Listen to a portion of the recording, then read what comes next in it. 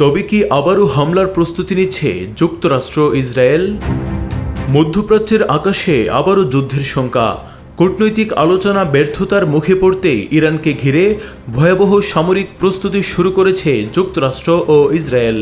যুদ্ধবিমান, ক্ষেপণাস্ত্র এবং বিশেষ কমান্ডো অভিযানের পরিকল্পনায় উত্তপ্ত হয়ে উঠছে পুরো অঞ্চল। এমনকি ইরানের গুরুত্বপূর্ণ তেল রপ্তানি কেন্দ্র খার্গদ্বীপ দখল এবং সমৃদ্ধ ইউরেনিয়াম উদ্ধার অভিযানের মতো ঝুঁকিপূর্ণ পরিকল্পনাও আলোচনায় এসেছে। বিশ্বজুড়ে বাড়ছে নতুন এক বৃহৎ যুদ্ধের আশঙ্কা।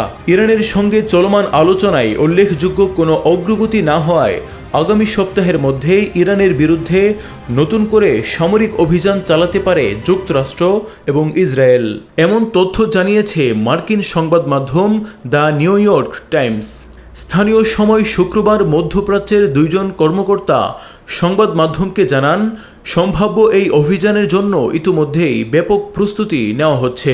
নতুন করে হামলা শুরু হলে আগের তুলনায় আরও তীব্র বোমাবর্ষণ চালানো হতে পারে বলে জানিয়েছেন মার্কিন কর্মকর্তারা। বিশেষ করে ইরানের সামরিক ঘাঁটি, কৌশলগত স্থাপনা এবং গুরুত্বপূর্ণ অবকাঠামোকে লক্ষ্যবস্তু করা হতে পারে। প্রতিবেদনে আরও বলা হয়েছে, পারস্য উপসাগরে অবস্থিত ইরানের সবচেয়ে গুরুত্বপূর্ণ তেল রপ্তানি কেন্দ্র খার্গদ্বীপ নিয়ন্ত্রণে নেওয়ার পরিকল্পনাও বিবেচনায় রয়েছে।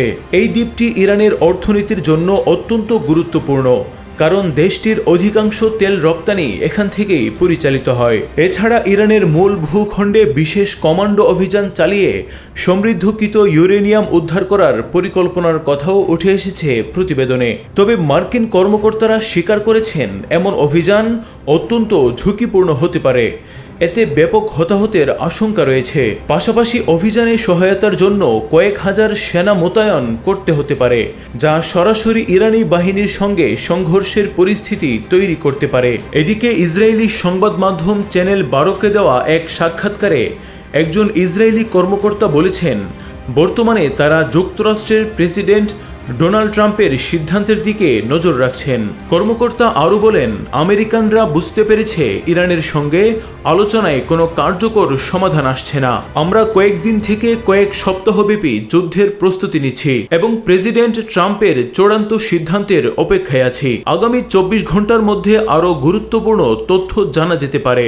এর আগে চীন সফর শেষে দেশে ফেরার পথে প্রেসিডেন্ট ডোনাল্ড ট্রাম্প সাংবাদিকদের বলেন, ইরান যদি বাস্তবিক অর্থে প্রতিশ্রুতি দেয় তারা আগামী 20 বছর ইউরেনিয়াম সমৃদ্ধকরণ কার্যক্রম বন্ধ রাখবে, তাহলে তিনি বিষয়টি বিবেচনা করতে পারেন। যদিও এর আগে ট্রাম্পের অবস্থান ছিল আরও কঠোর। তিনি চেয়েছিলেন ইরান স্থায়ীভাবে ইউরেনিয়াম সমৃদ্ধকরণ বন্ধ করে দিক। বিশ্লেষকরা বলছেন, যুক্তরাষ্ট্র এবং ইসরায়েলের এমন প্রস্তুতি পুরো মধ্যপ্রাচ্যে নতুন করে উত্তেজনা বাড়িয়ে তুলেছে। বিশেষ করে ইরানের পারমাণবিক কর্মসূচি নিয়ে দীর্ঘদিনের বিরোধ এখন আরও জটিল আকার নিতে পারে। যদি কূটনৈতিক প্রচেষ্টা ব্যর্থ হয়, তাহলে অঞ্চল জুড়ে বড় ধরনের সংঘাত ছড়িয়ে পড়ার আশঙ্কা রয়েছে। মধ্যপ্রাচ্যের ক্রমবর্ধমান এই উত্তেজনা এখন শুধু ইরান, যুক্তরাষ্ট্র ও ইসরায়েলের মধ্যে সীমাবদ্ধ নেই। এর প্রভাব পড়তে পারে পুরো বিশ্ব রাজনীতি এবং অর্থনীতিতেও। কূটনৈতিক সমাধান ব্যর্থ হলে যে কোনো সময় বড় ধরনের সংঘাতে জড়িয়ে পড়তে পারে অঞ্চলটি। এখন বিশ্বের নজর ওয়াশিংটন, তেহরান ও তেল আবিবের পরবর্তী সিদ্ধান্তের দিকে। বর্তমানে আন্তর্জাতিক মহল পরিস্থিতির দিকে গভীর নজর রাখছে। যুদ্ধ এড়াতে নতুন কোনো সমঝোতা হয় কিনা সেটি এখন দেখার বিষয়। নোমান বিন বশির, নিরপেক্ষ।